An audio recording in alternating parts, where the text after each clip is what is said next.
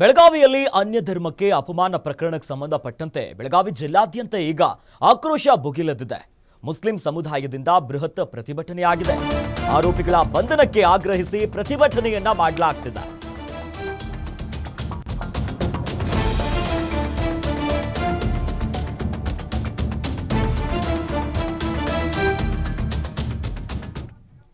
ಇನ್ನು ಬೆಳಗಾವಿ ಜಿಲ್ಲೆಯಾದ್ಯಂತ ಭುಗಿಲೆದ್ದಿದೆ ಈ ಆಕ್ರೋಶ. ಅಂದ್ರೆ ಮುಸ್ಲಿಂ ಸಮುದಾಯದಿಂದ ಬೃಹತ್ ಪ್ರತಿಭಟನೆ ಆಗ್ತಿದೆ.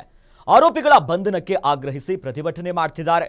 ಬೆಳಗಾವಿಯ ಚೆನ್ನಮ್ಮ ವೃತ್ತದಲ್ಲಿ ಬೃಹತ್ ಪ್ರೊಟೆಸ್ಟ್ ಅನ್ನ ಮಾಡಲಾಗ್ತಿದೆ. ಇನ್ನು ಪ್ರತಿಭಟನೆಯ ಹಿನ್ನೆಲೆಯಲ್ಲಿ ಬೆಳಗಾವಿ ತಾಲೂಕಿನಲ್ಲಿ ನಿಷೇಧಾಜ್ಞೆಯನ್ನ ಜಾರಿ ಮಾಡಿದ್ದಾರೆ.